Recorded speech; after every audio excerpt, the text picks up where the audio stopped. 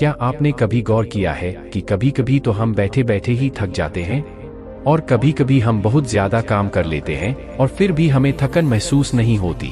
आप पूरे दिन घर पर बैठे रह सकते हैं, लेकिन पूरे दिन बैठे रहने के बाद जो ऊब पैदा होती है वह हमारे शरीर को निढाल कर देती है, हमें थका देती है। लेकिन वहीं हम कोई खेल खेलते हैं तो हम उसमें खूब भाग दौड़ करते हैं, खूब शरीर को थकाने की कोशिश करते हैं, लेकिन खेलने के बाद एक चुस्ती महसूस होती है, जैसे शरीर का रोम रोम खिल उठा हो। अगर आप देखें तो यह बात अपने आप में एक विरोधाभास है, क्योंकि प्राकृतिक रूप से होना तो यह चाहिए कि जब आदमी खेलता है तो उसका शरीर थकता है, इसीलिए खेलने के बाद उसे थकावट महसूस होनी चाहिए। और जब आदमी खाली बैठता है वह अपने शरीर को थका ही नहीं रहा, वह तो आराम कर रहा है, फिर उसे थकावट क्यों महसूस होती है? शरीर को थकने से मन नहीं थकता, और अगर आपका मन थक जाता है तो आपका शरीर साथ नहीं देता। ऐसा ही होता है। आज की जो कहानी मैं आपको सुनाने वाला हूँ उसमें आपको तनाव के बारे में सारी जानकारी मिल जाएगी, और अगर आप तनाव को समझ लेते हैं तो आपके जीवन से दुखों का मिटना निश्चित है, क्योंकि दुख तनाव के कारण ही पैदा होता है। तो चलिए इस कहानी से हम तनाव को समझते हैं। इससे पहले कि आप इस कहानी में खो जाए, प्लीज वीडियो को लाइक और चैनल को सब्सक्राइब करके बेल आइकन की घंटी दबाकर ऑल को जरूर सेलेक्ट कर ले। तो चलिए कहानी शुरू करते हैं। ये उस समय की बात है जब गौतम बुद्ध एक गांव में अपना समय व्यतीत कर रहे थे। उस समय तक बुद्ध की चर्चाएं दूर दूर तक फैल चुकी थी। काफी दूर दूर से लोग अपनी चिंता और दुखों के बारे में गौतम बुद्ध के पास समाधान खोजने के लिए आते थे। ऐसे ही एक दिन जब गौतम बुद्ध आश्रम में अपने शिष्यों को उपदेश दे रहे थे तो एक अधेड़ उम्र का आदमी अपने 22-13 साल के लड़के को साथ लेकर गौतम बुद्ध की तरफ चला आ रहा था। गौतम बुद्ध ने एक नज़र उस पर डाली और उपदेश में बैठने के लिए कहा। जब उपदेश खत्म हुआ तो गौतम बुद्ध ने उस आदमी को अपने पास बुलाया और अपने पास बैठने का इशारा किया। जंगल में हरियाली छाई हुई थी और बहुत ही सुहाना मौसम था। जंगल में तरह तरह के पक्षियों की आवाज वहां पर गूंज रही थी। इसके बाद गौतम बुद्ध ने उस आदमी से आने का कारण का पूछा। इस पर वह आदमी कहता है कि हे तथागत, मैं 2 दिन की यात्रा करके अपने बेटे को आपसे मिलवाने लाया हूँ। यह मेरा इकलौता पुत्र है। यह हमेशा थका थका रहता है, ऐसा लगता है कि इसके शरीर में कोई जान ही नहीं है। अगर हम इससे कुछ कहते हैं तो यह छोटी छोटी बातों पर गुस्सा करता है, और इसकी देखने की क्षमता भी उम्र से पहले ही कमजोर हो गई है और इसके बाल भी पकने लगे हैं। मुझे तो कुछ समझ नहीं आता कि यह सब क्या हो रहा है। भला इतनी कम उम्र में इतनी ज्यादा उम्र का लगता है। हे बुद्ध, मैं अपने बेटे को लेकर बहुत चिंतित हूँ। जब मैं अपने बेटे को डॉक्टर के पास लेकर गया तो उन्होंने कुछ औषधियाँ देकर कहा कि अपने बेटे को तनाव कम लेने दिया करो। वह अपने दिमाग में बहुत तनाव लेता है और इसी वजह से उसकी ऐसी हालत हो रखी है। लेकिन उनके लाख बताने पर भी मुझे तनाव का मतलब समझ में नहीं आया। मुझे पता ही नहीं कि तनाव होता क्या है और उसे कैसे उसके दिमाग से निकाला जाए। उसके लिए पहले तो मुझे यह समझना होगा कि तनाव होता क्या है, और इसीलिए बुद्ध, मैं आपके पास आया हूँ। कृपया करके मेरी समस्या का समाधान कर दीजिए। यह सुनकर गौतम बुद्ध उस लड़के को बड़ी गौर से देखते हैं, उसकी आंखों में देखते हैं, उसके चेहरे पर देखते हैं और फिर उसके हाथ की नब्ज भी देखते हैं। यह सारी विधियां करने के बाद गौतम बुद्ध उस आदमी से कहते हैं कि तनाव लेना तो कोई नहीं चाहता, लेकिन फिर भी तनाव लोगों को दीमक की तरह पकड़ लेता है और इंसान को यह पता ही नहीं चलता कि वह तनाव में जी रहा है। लेकिन अगर वही इंसान तनाव को समझ लेता है, तनाव के बारे में कोई ऐसा पैमाना बना लेता है कि उसे पता चल सके कि वह कितना तनाव में है, तो वह समस्या का समाधान भी खोज सकता है। मुख्य रूप से तनाव के 8 कारण होते हैं। इसके बाद गौतम बुद्ध कहते हैं कि सबसे पहले तो हमें समझना यह होगा कि तनाव होता क्या है। जब कोई इंसान कोई काम कर रहा होता है और उसका मन कहीं दूर भटक रहा होता है, काल्पनिक में होता है, तो उससे शरीर और मन के बीच में दूरी पैदा हो जाती है। और जितनी दूरी शरीर और मन के बीच में होगी, हम उतने ही निद्रा की अवस्था में होंगे, और इसी दूरी को, इसी खिंचाव को तनाव कहा जाता है।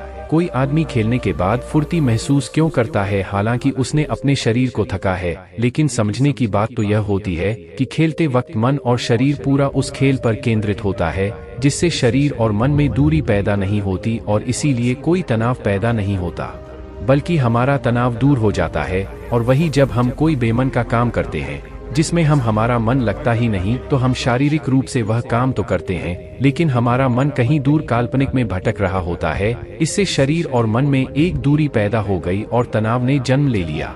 इसीलिए इंसान को एक बार में एक ही काम करने चाहिए और इस पर अपना तन और मन केंद्रित रखना चाहिए, जिससे आपके भीतर कोई तनाव पैदा ही ना हो। तनाव के कुछ मुख्य कारण भी होते हैं। इसके बाद गौतम बुद्ध कहते हैं कि अगर हम इन कारणों को जान लेते हैं तो हमारे अंदर तनाव कभी भी पैदा नहीं होगा। मुख्य रूप से जो कारण है उसमें सबसे पहला कारण होता है महत्वाकांक्षा होना। अच्छी बात है, लेकिन कभी आपने गौर किया है कि इंसान के लक्ष्य कभी पूरे नहीं होते, क्योंकि इंसान का कभी कोई एक लक्ष्य होता ही नहीं है।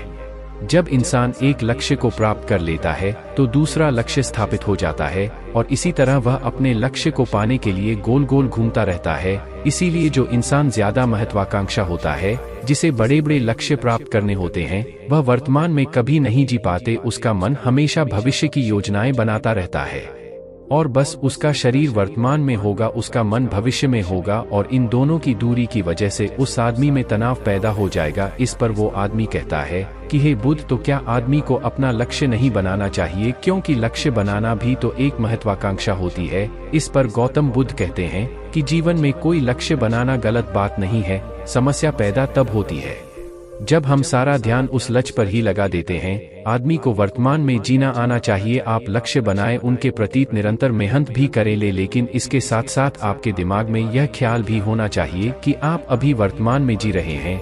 इसके बाद गौतम बुद्ध ने तनाव का दूसरा कारण बताया, वो है जलन। गौतम बुद्ध ने बताया कि जब आदमी किसी की तरक्की या किसी से जलने लगता है तो भी उसका मन सड़ने लगता है। जलन अंदरूनी घाव देता है।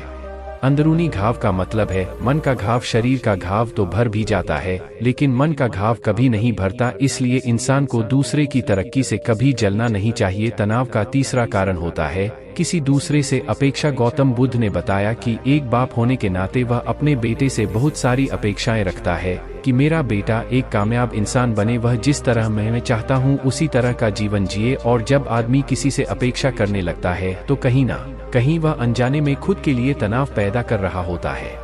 जरा सोचिए कि वही बेटा अगर अपने बाप के हिसाब से नहीं चलेगा, वह नहीं बन पाएगा जो उसका बाप चाहता है, तो फिर उसके पिता के मन को तनाव पकड़ लेगा। इसलिए किसी से भी अपेक्षा नहीं करनी चाहिए, ना ही दूसरे से और ना ही खुद से। इसके बाद तनाव का अगला मुख्य कारण बताते हुए गौतम बुद्ध ने कहा कि मन का काम करने से भी तनाव पैदा होता है। जिस काम में हमारा मन नहीं लगता, जिसमें हमारी रुचि नहीं होती, तो उस काम में हम अपना मन नहीं लगा पाएंगे। हमारा मन कल्पनाओं की उड़ान भरेगा और हमारा शरीर वहीं बैठा रहेगा। इसीलिए दोनों में दूरी पैदा होने की वजह से यह भी तनाव का कारण बन जाता है। इसीलिए आदमी को सिर्फ रुचि के हिसाब से ही काम करने चाहिए। इसके बाद गौतम ने कहा कि शारीरिक दुख भी तनाव का कारण होता है। जब आदमी को कोई शारीरिक कष्ट होता है तो आदमी का मन इस बीमारी के बारे में सोचता रहता है, जिससे उसके मन में दुख के विचार बनते हैं और वहीं पर तनाव पैदा हो जाता है। यह सुनकर उस आदमी ने कहा कि हे बुद्ध, शारीरिक दुख तो किसी को भी आ सकता है, तो क्या वह आदमी हमेशा तनाव में ही जिएगा? इसका जवाब देते हुए गौतम बुद्ध कहते हैं कि यह बात ख्याल करने की होती है कि हमारा जीवन दुखों का आगार है। जैसे जैसे हमारी उम्र बढ़ती है वैसे वैसे बीमारियां आती हैं, दुख आते हैं और एक दिन मौत भी आ जाती है।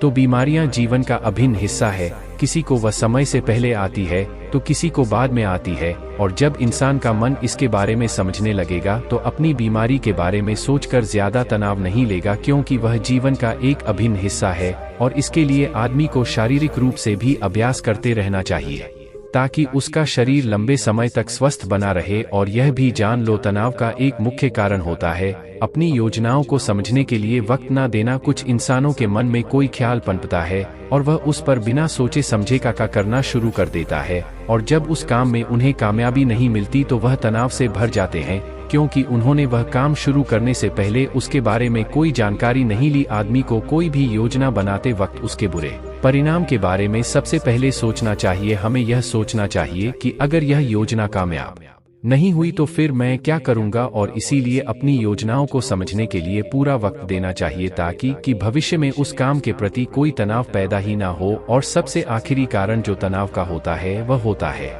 ज्यादा सोचना। लगातार सोचते रहना भी एक बीमारी होती है और इसको दूर करने के लिए आदमी को ध्यान करना चाहिए। यह सुनकर उस आदमी ने हाथ जोड़ते हुए गौतम बुद्ध से पूछा कि हे बुद्ध, मेरा बेटा तो अभी मात्र 23 साल का है और उसमें इतनी समझ भी नहीं है कि वह इतनी सारी बातों का एक साथ अनुसार कर सके। कृपया करके तनाव मुक्त करने का कोई आसान सा मंत्र बता दे।